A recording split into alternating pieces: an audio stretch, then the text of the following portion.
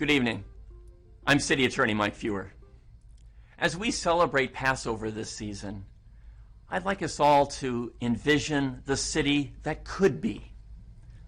Let's imagine a Los Angeles where homelessness is a mere memory, where equity is a hallmark, where every single person is treated with the dignity and respect they deserve, where we erase artificial divisions among each other.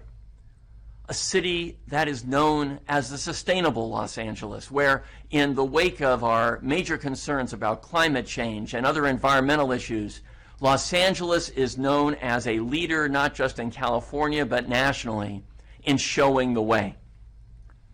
Let's imagine that city for a moment. And then, at this Passover season, let each of us recommit ourselves to doing everything within our individual power to realize that vision of the city that could be. Have a good Pesach. It is a privilege to join you at the table for Passover. I find hope in many places, and the unity of our community has been the greatest hope for me over the last year. To work toward recovery as we distribute the vaccine and seek to return to normalcy, I'm reminded that our strength is found in one another. To restore our physical and mental health, our economy, education, and neighborhoods, compassion will propel us toward a brighter future. Remember to surround yourself with friends and family who uplift and encourage you. We all need a support system you can trust, who will be there for you when the going gets tough and who will cheer you on when you do well. When each of us are cared for, we can in turn care for our community better. To move forward in strength, we must move forward together. This pandemic and the struggles that have come with it have offered me a reaffirmation of the values most important to me that led me to a life of public service. I've always known that it is imperative for each individual to bring forth justice and good works into this world. This pandemic has revealed the heart-wrenching realities and struggles our communities have faced, but particularly for those most vulnerable. Our Passover heroes, Moshe, his mother Yocheved, his sister Miriam, and the midwives Shifra and Pua, and Bitya, the Pharaoh's daughter, risked their own lives to help people rise up from oppression. This is exactly what we must do to follow in their footsteps, to help lead our communities in building a more just and kind Los Angeles. In this difficult climate where people are suffering in so many ways, and when we often see angry behavior and painful rhetoric, these heroes remind us of how we can all do our part to act positively in the face of seemingly overwhelming circumstances. This Pesach Seder is the perfect opportunity to bring together both our civic and Jewish lives through the leadership of the Jewish Federation of Greater Los Angeles. And through their leadership, we're creating a sense of community cooperation across our whole city. We fill our cups of wine at the Seder and join in celebrating, while also making a promise to work together to make good change for those in need. Chag Pesach Sameach. Hello everyone, my name is John Lee, and I'm the council member for the 12th District here in the City of Los Angeles. As we all come together today to celebrate the Passover holiday, I think we all know that this is a time for reflection, remembrance, and a time for giving thanks. But as we all emerge from this COVID-19 pandemic, I believe it is time for all of us to reflect on our experiences and remember the trials and tribulations that we've all faced, whether it's physical separation from our friends and family, the unfortunate loss of a loved one, or the financial insecurity some of us faced because of a lost job. You know, I think in one way or another, we've all been touched by this virus, and we all carry scars, from these experiences, and some of them are visible and some of them not so visible. But, I think these scars are important. They remind us of where we've been and what we've had to endure and overcome.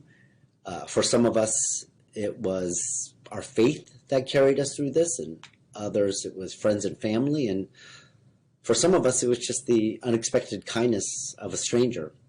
If there's one positive to come out of the challenges that we've all faced, it's recognizing how truly interconnected we are, and how important it is and was to come together as a community.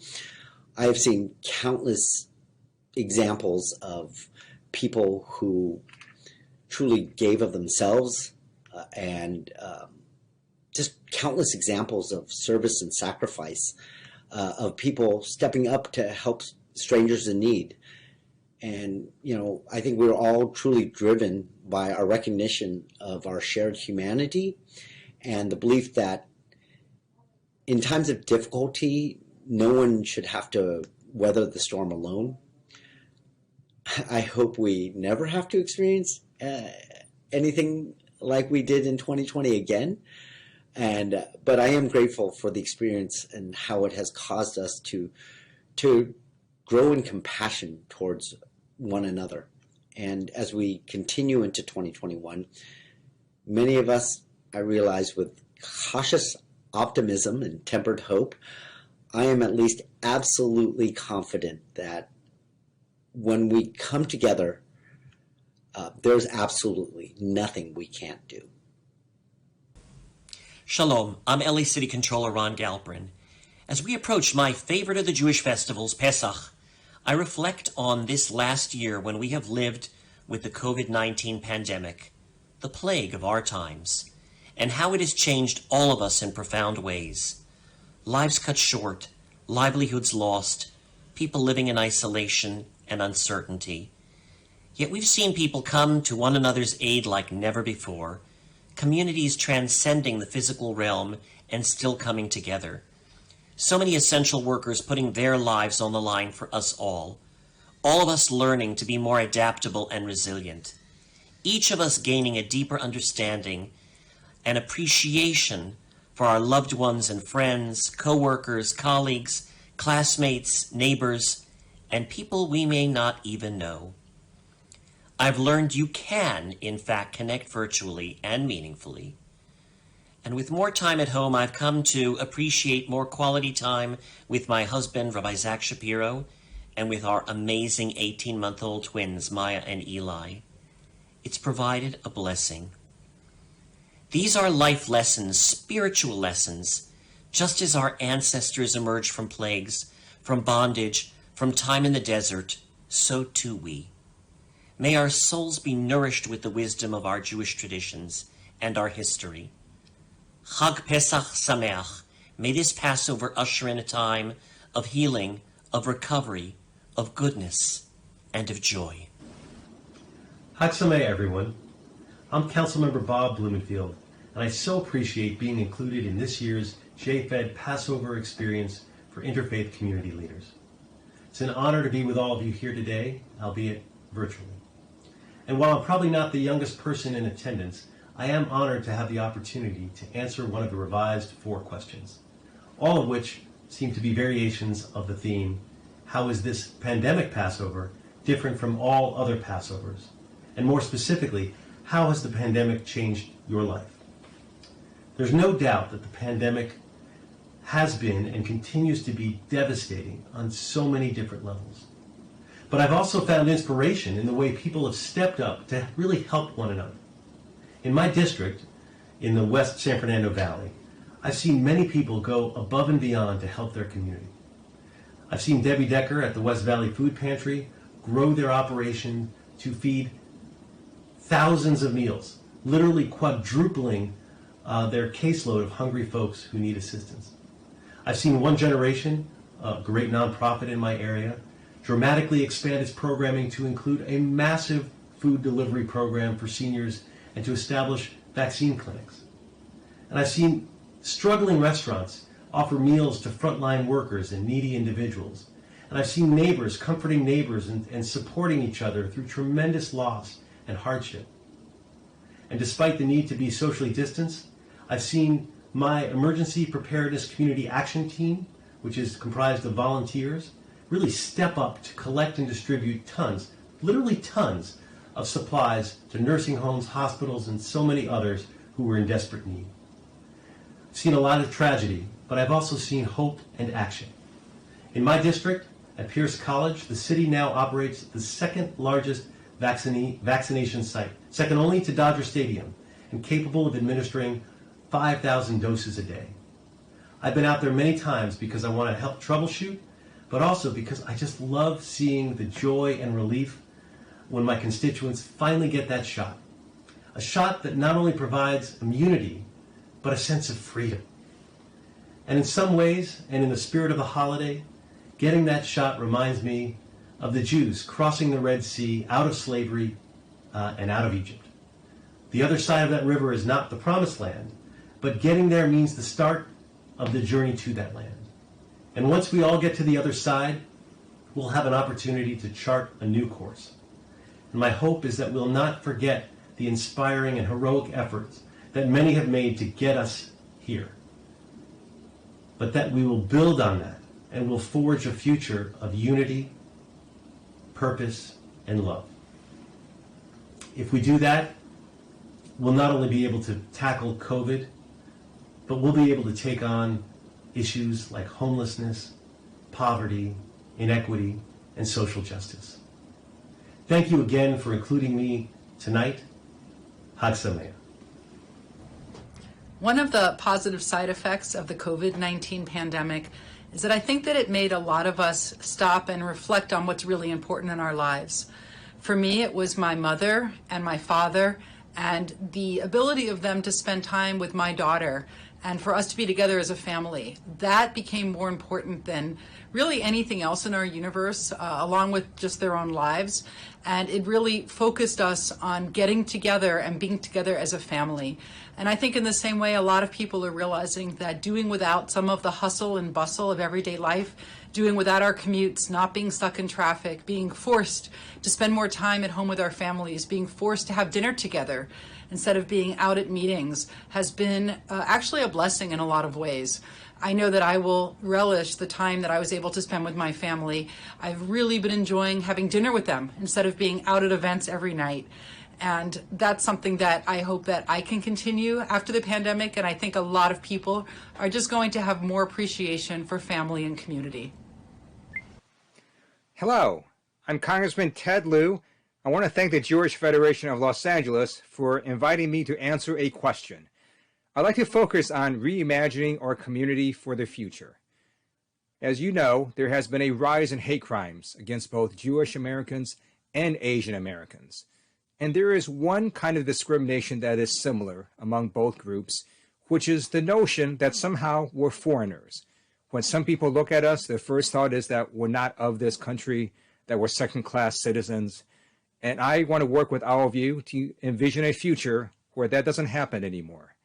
And when people look at my two children, Brennan and Austin, their first thought is they're Brennan and Austin. Because at the end of the day, we're all Americans. Hi, everybody. It's Assemblymember Jesse Gabriel. I have the great privilege of representing the West San Fernando Valley in the California State Legislature. I'm also honored to be chair of the California Legislative Jewish Caucus, which is now 18 members strong, and really honored to be here with my friends at the Jewish Federation, and wanted to wish you all a Chag Sameach, a happy Passover, one of my favorite holidays, and a moment of great reflection for our community as we move forward.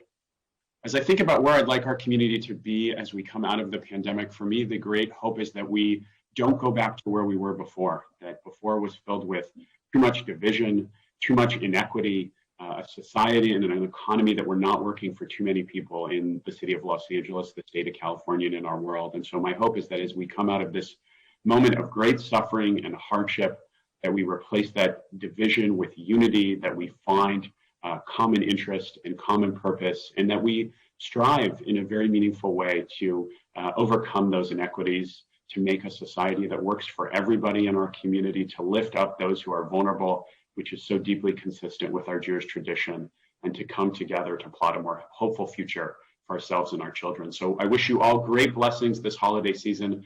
I miss seeing everybody in person. I hope you all stay safe and healthy, and I hope to see you all in person very soon. Thanks, and stay safe, everybody. the Jewish Federation and the City of Los Angeles for hosting this incredibly important version of a Passover table. This pandemic changed me by humbling me, and by humbling so many of us, but realizing that where there is greatness, there lies humility, and that the biggest sin of a leader is to be above the people they're trying to serve when they're serving them. So by being humbled in my own personal life, with the power of this pandemic and the caretaking responsibilities entails, hopefully it's made me a bit more of a humble leader. Hello and Chag Sameach. We at LA Unified are very excited to start welcoming students safely back into the classroom where they belong in the coming weeks. As we gather, still virtually for the most part, to celebrate Passover, the collective retelling of our story has special resonance as we think of the trauma of the past year and the need for deliverance. And just as our ancestors set off to create a world anew, so too must we use this opportunity to build something better. This pandemic has brought to the foreground what had been in the background, and in the background has been the role our local schools play as the social safety net of last resort. Since last March, our public schools have served more than 115 million meals to our community, living the Passover ideal that all who are hungry may come and eat, procured hundreds of thousands of computers and hotspots to ensure every family had internet access, set up a district-wide COVID testing program for families and school communities, invested in more mental health support for our students, and have now started vaccinating employees and shortly school families at neighborhood schools. Now that we are nearing the light at the end of the tunnel of this crisis, the short and long-term recovery of our students will depend on our ability to learn from the past year and use these lessons to make student-centered decisions for the future. This includes advocating for longer-term investments and partnerships to bridge the digital divide permanently, more mental health support and resources embedded into our students' curriculum, and more local autonomy for schools to make the best decisions to serve their communities. At its core, the Passover Seder is about responding to Exodus's commandment that we have an answer when your children ask you, what does the ceremony mean to you? When our children ask us about how we responded to this pandemic, I hope we're able to say that we put their needs first. Chag Sameach, and thank you to the Jewish Federation and all of you for your partnership and support of our public schools. Next year, in person. Well, my hope for reimagining the future and how our community fares is such that we will have a better appreciation, a better understanding, a better valuing of what it means to be a diverse community that understands its commonality. This is our asset. It is our secret sauce. It is what will make Los Angeles an even better city. Hi, I'm LA County Supervisor Sheila Kuehl. What are my hopes for reimagining our community in the future? Each year, the Seder reminds us of the need to help those who are not free achieve their freedom. In Los Angeles, tens of thousands of our people do not have a home. How can you be free if you don't know where your next meal is coming from, or you have to look for a place to sleep that you hope will be safe? In the last 4 years, our homeless services system has moved 72,000 men and women out of homelessness.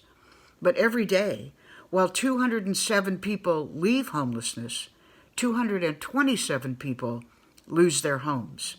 So when I reimagine homelessness in our community, I see neighbors welcoming neighbors.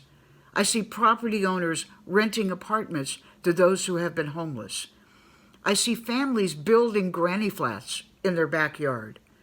And I see more accessible substance abuse and mental health treatment. I see a community where every person in this county has a safe and stable home. Chag Sameach.